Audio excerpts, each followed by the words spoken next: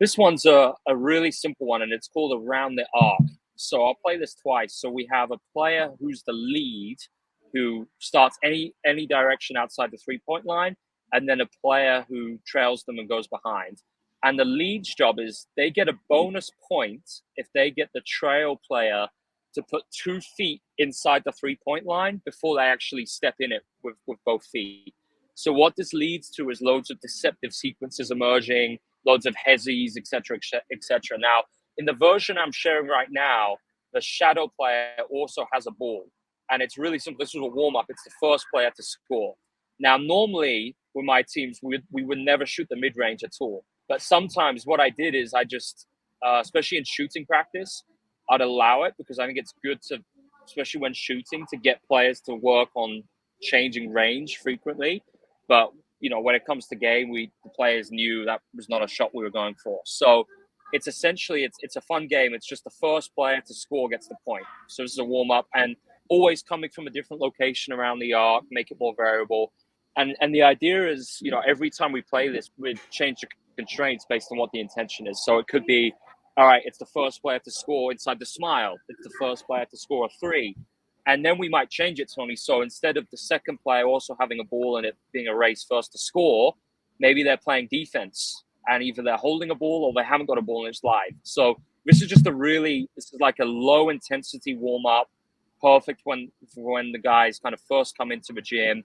But of course, you could do this in loads of different ways. You could have it live 1-on-1, 2-on-2. It can be a great dynamic start. You can change the direction that they're going. Lots of different options to change this activity. This is a player who's going to approach the rim cutting at speed, and I think it's really important in 1-on-1 because a lot of kind of finishing work I see is players finishing always off the dribble, and I very rarely see activities where players are finishing off cuts, slips, things of that nature. So all we have here is a defender who starts from outside the paint, so they're the help defender. Then we have a player who is cutting from anywhere on the weak side. The coach will give them the pass, and they have 2 dribbles to score inside the smile. Okay, so then what we're doing is we're changing the start. So now we have the offense start right in front of the defender, right under the rim. The offense picks a side. The defender must get 1 foot outside the paint. And now the coach is going to give a bad pass every time on the approach. And the player has to score inside the smile. So now we see they're changing, going the other side, just to add a bit of variability. We see a really bad pass there. And the player couldn't catch it. There was a turnover. So really important. And we actually did this one because this player's specific rate limiter was he found it really difficult catching the ball in the pocket during rolls. So a big part of kind of my philosophy is we're creating the activities, creating the constraints based on the rate limiters, the things that are the very specific things which are preventing players from being more skillful. So you see, just constantly changing the approach, and the player's really struggling. He just can't perceive the low man. And this is the reality of this approach when it's done well. It's not going to look perfect. It is going to be a little bit messy. And what we're doing is we're changing the offense and the defense frequently because that's, playing against a different person. That's going to lead to different skills emerging. The coach is changing where they're passing from. So now they're passing from the baseline. So we're getting a lot, I call it repetition out repetition. We're getting a lot of repetition out repetition in here. No reps the same. Now, of course, we could change this, Tony. So if there are any youth coaches, if it's too difficult for the players, maybe we say the defender can only use one hand. Maybe the defender can't jump. Maybe the emphasis here is on walling up and verticality. So maybe we only score the defense and it's first to 3 stops. So, the idea is you have base names for these small-sided games, but every time you play them, it's a different version of it based on those rate limiters. Is there any time you said, for younger age group, but is there any time that you feel like for even like that same, let's just use this as an example, for that same guy that you would change or add constraints to make it easier for him? Or do you still feel like just keeping the load the same and keeping things the same is the preferable way to go when you're talking about a single player? Yeah, great question, Tony. So what I actually love doing is try to individualize the constraints for each player. In this activity, you've got 3 players, and what we might do is do a different constraint for each one based on what their rate limiter is. So for one player, we might say, all right, every time you got to finish off 2 feet. For one player, you have no dribbles, so you got to find a way to find your window off the cup. And for another player, we might say you can only use your weak hands. Then what you'll notice here is we've actually got 2 players who are a lot bigger than our other player. So we might change the challenge. So maybe we get an extra coach and it becomes like a 1-on-2, and we got another stunt defender or a trail defender. So I really love customizing it within the activity. And, I think sometimes, especially at the beginning, it's easier to get every player doing the same thing. But then as soon as you can, as a coach, as soon as you're comfortable with this, when you can start individualizing it, that's when you're really going to see more effective learning. And that's where, when you said flexibility at the beginning, I don't want coaches to miss this, because I think this is like one of the main benefits with coaching to this way, is that when you do set things up and it's just like our drill, well, you might, this a drill might be too easy for you, but this drill for me is right on level or too difficult. Yeah. But because it's the drill that's in that schedule from 2:15 to 2:30, it's the drill that we use. And what ends up happening is it almost like works against you from both directions and doesn't really help Yeah. anybody improve. Yeah. That's so true. So I think that's, where you can be limited by that, so, and if any coaches are lucky enough to have an assistant, this is a great job for an assistant coach. Once players are understanding the activity, maybe 2 minutes in, you go around and you start mixing it up in the gym. So maybe you've got players split on 4 baskets, and for 4 minutes in, it's the same activity, but it's going to look different, slightly different in every basket. And I think that's when you're really going to see effective development starting to occur. So I love this for warm-ups and just for embracing physicality. So what we see here is players are just battling, hand checking, being physical. At any moment, the coach can throw it in, boom, and we see a turnover straight away. And we're going to slightly change the location, and the offensive player could cut, they could get open around the perimeter, whatever they want. Now we've changed the battle start. It's back to back, butt to butt. We see a backdoor cut emerge. Pass wasn't successful. And wherever possible, I do like having players pass instead of coaches. We just didn't have enough numbers on this. So the time on task wasn't going to be as high. So that's why I put the coaches in. And then as something, in a lot of my one-on-ones, we call them gold medal finishes. So that only counts if you score inside the restricted area. So here you can see that player having the intention to get all the way in the smile.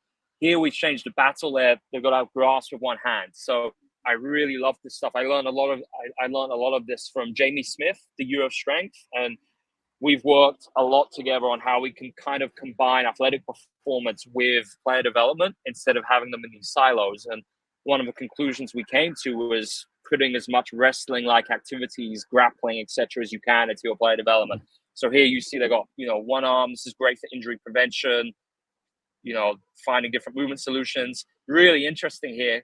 This kind of constraint forces him to catch with one hand and boom, into the one-on-one off a kind of a post-up. So I really love this. Again, it's great because you get a mix of finishes off the cuts, finishes off drives. Now it's a side-on battle.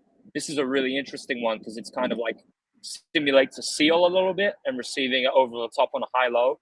So it's great because you see so many different situations emerge here. Coaches, you can, of course, stick a dribble limit on here. You could allow them to pass it back if they're stuck, and just keep mixing the groupings, keep mixing the pairings, so they play with and against different people. So yeah, this one-on-one battle start is the name of this. The next one is called Cat and Mouse. This is a fun one. This is particularly good for youth players because it creates a little bit of an advantage. This is actually really interesting. The player shoots it off one leg. So what we've got here is we've got like a screener. The offensive player is dribbling on the spot. And then as soon as that defender gets 2 feet past the screener, it's live one-on-one. Now, you could constrain this and say it's only a gold medal. Here we are saying you could shoot an off the dribble 3 or a rim finish, and boom, they're playing immediately off it. And I think this is really interesting, Tony, because I think a lot of coaches wouldn't necessarily like to see this. It looks like he's messing around, but it's really interesting because our practices were really intense. But I love the fact that our player actually tried this and failed. And there are actually a number of times he was getting shots off on one leg during the game. So anyway, now we've just changed the start. So now they're facing the defender. This is great too, because defensively they get to work on navigating screens, picks, gets, dribble handoffs, and boom, now live immediately. And I think on this version, Tony, we made it harder. We said you could only shoot a 3-point shot, but of course, change this based on whatever you need. Here they're shooting middies, so I think we said not inside the paint to make it harder. And this is an interesting one. So within these constraints, look at the footwork that emerges. So it gets cut off, reverse pivot. So now we've just moved them slightly further back, changed the range. Boom. So this better stimulates kind of shooting a pick and roll against the drop coverage. Change the location here, playing in the corner. We got a dribble limit too. So there's so much we can do here. The three groups on one end are going to drive the clean practices coaches crazy. Yeah, I completely know what you mean. I think the biggest thing is I did a lot, especially when I was coaching. All these videos came from my 3 years in Italy, and we did a lot of things with multiple one-on-ones in the same basket. And I think it's so important. 2 reasons. Number one, you get far more reps. So if it's that one's kind of simple. If your players get double the amount of reps in a practice, it's just going to be so much more beneficial for their development. And secondly, I think it gets them far more aware of the space that they have to play in. So that's so important, so that they know, and it's more representative, because obviously when you're playing in the game, you can't go in all these different spacing areas, because there's just going to be an opponent standing there. So it really forces them to play in tighter channels, which I think transfers better. But yeah, it's so true. What you said though is right. Going 1-on-1 or even 1-0, and then you get into a game and there's all these other bodies there, and I think it inadvertently gives them hope that they shouldn't have it. I do think so much of this, but I have been using even with my players, so that they understand the idea of, I'm trying to train your eyes. I'm not just trying to train your skills and your hands and your legs and what you do with the ball, but I need to train your eyes as well, and being able to just be aware of, and your body and your mind comfortable with seeing something else on the floor, that I need to avoid it, so that it doesn't become this overstimulation once the game gets in there and I'm looking at my guy that's guarding me, but then there's another body out of my peripheral vision that comes running at me, and it almost quote unquote scares the player. They're just used to that because of how the games are designed. Exactly, Tony.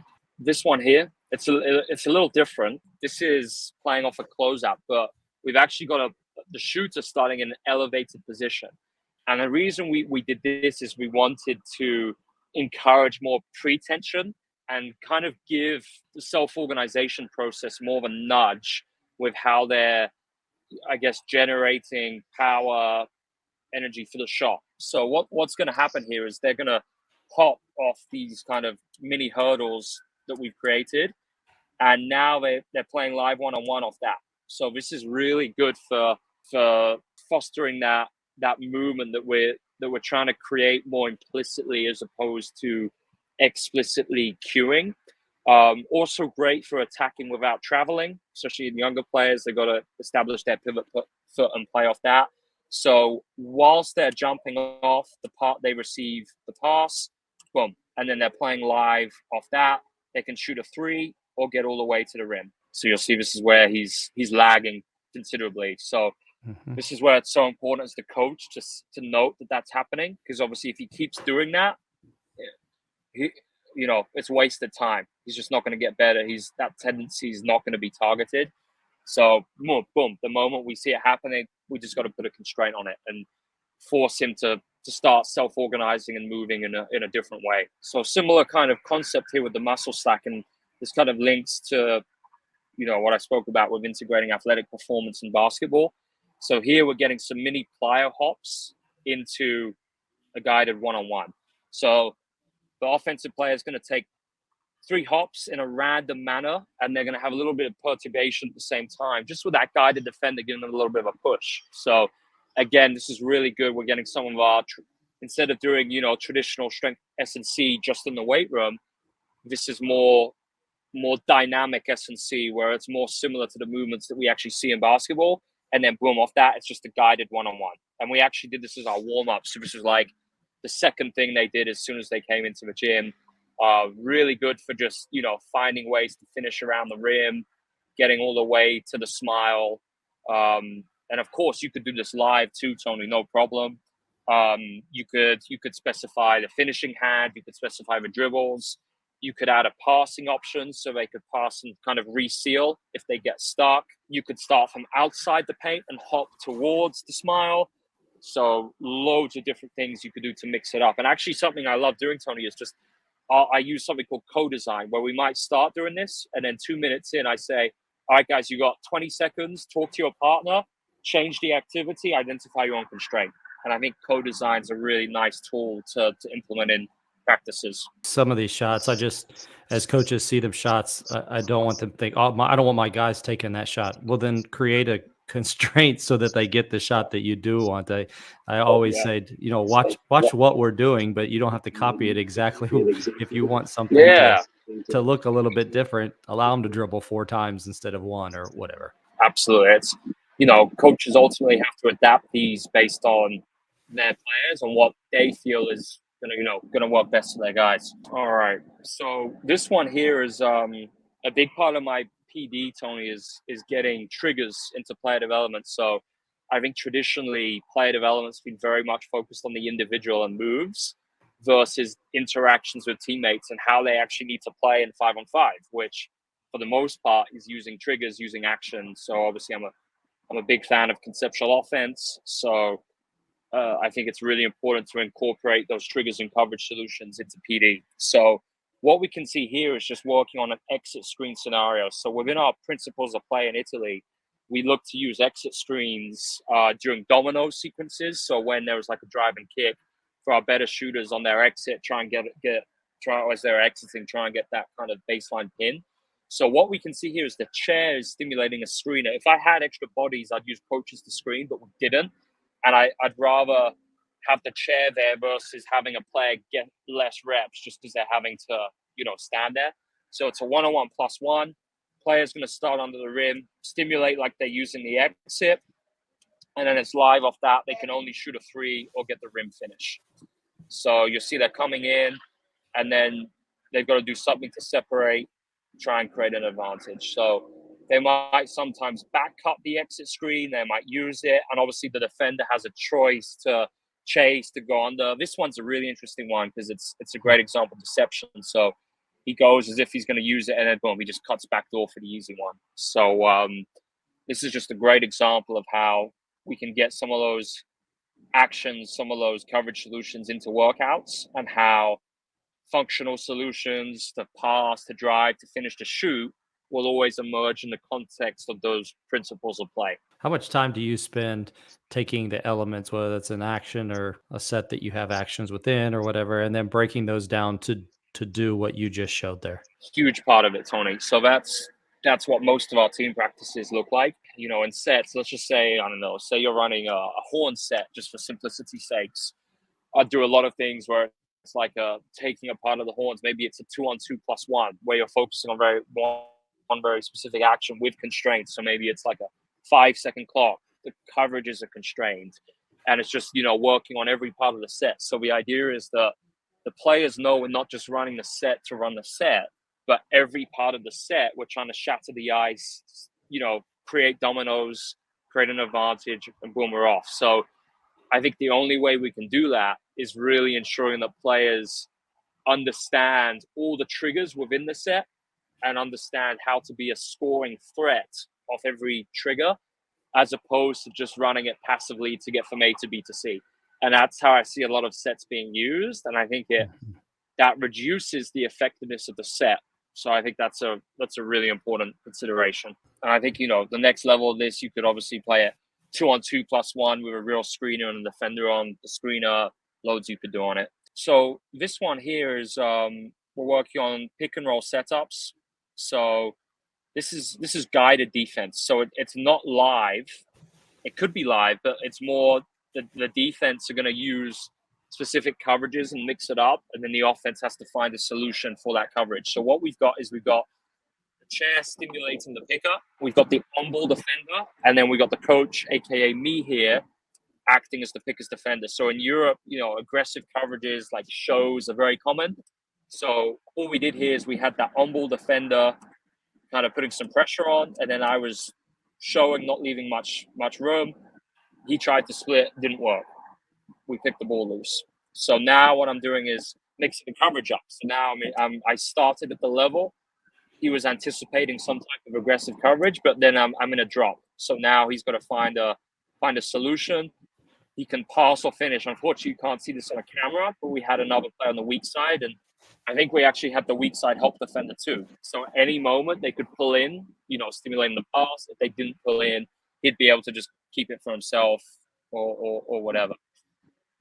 So this is a good example of just a low stress activity. Same thing here, coverage solution, drive around, make the skip, and then I'm just throwing that second ball in just for a contested shot. So this is like a really good example of just a low stress activity. Gonna move it forward. So now same thing with the setup here, tries to reject, doesn't get it. Pass comes, boom, throw it in, shot. And of course you could make this more live. You could play a real one-on-one off it. I think in Italy we had so many practices, so I had to do a lot of low stress things where there was still some variability, but not completely live. And this is where I think guided defense works so well. I think a lot of people think I'm always just doing, CLA activities like always live, but it's, things like this have a big value, especially on the specificity of it is key, because obviously, every practice can't be a high stress practice, otherwise it's never going to work. So here you see the guided defender creates an opportunity for him to reject. He sees it. Then we have that weak side offensive player cut. So it's not just a skip pass every time. They got to, read the scenario and adapt. That's one of the values with this is the ability, I believe, to dial up and then to dial down the intensity levels. I mean, how many comments do I get on social media about like, man, this drill would be a whole lot better if your players were going harder in it. And I get that because a lot of times it's made by like a varsity coach who they do have limited practice time and, but I'm coaching a team that they're playing for 6.5, 7 months and have 100 or 120 practices. I can't expect every drill to go. But then I think sometimes when people hear that, they're like, well, you're just going to have to live with wasting time. The game carryover doesn't always have to come through the intensity level. It can come maybe I should put it by the physical intensity level. I can still create stress on their brain and some pressure on their brain without making them go 100 miles an hour all the time. Yeah, I agree completely. So this one, Tony, I call it carry shooting. So we have the shooter starts behind the defender dribbling the ball. They can pass it out to the two facilitators, or they can dribble it outside the 3-point line. And then boom, it's live. So there he didn't use the facilitators. He saw the opportunity to reject. And the idea is, once the ball gets out, it's live. So they could back cut, do whatever. And these facilitators could screen, get them open, and they can move around too. So this is great because you're always going to see different triggers. So here you see the player dribbles it out, boom, shoots it off the dribble, passes it out. Now he uses this facilitator as a pin down, not open, goes to rescreen, boom. Now he exits the other way, not open, re-triggers, looks to run a get. And this is great. He gets a shot blocked. So that's really important information because that tells him, I've got to get my shot off quicker. So it's so important when shooting to, every shot is a decision. So having that threat of the shot actually being blocked is really important for shooting practice. And this one here, really bad decision. This is where, he's got to re-trigger. So he's not open, boom. This is where these facilitators have to do a better job presenting themselves being an option for him so that he does have that option to re-trigger, boom, get a good shot out of it. And that's what guys like Steph Curry are so good at. That's why I named this activity after him, because it's having that intention to always try and find a window to get that shot off. And so this is just a 2-on-2, Tony, playing against an ice coverage, also known as a down. So what we did is I call this wall. So the players can only play, you can see one of my assistants standing there. They got to play inside this kind of rectangle, and there's some type of short shot clock. So here, defense are about to get in the down, but he starts rejecting the ice. This player, the picker, sees an opportunity to roll. Boom, great pocket, good way to punish the ice. And obviously you could mix coverages here. You can use the same concept for whatever. So here, not a good ice. He threatens to reject. This opens up the ice defender. He should be, higher up in stance. We call this fight the ice, where you're able to actually get through it. And now, obviously, defense is disorientated from that. This is an ice hot.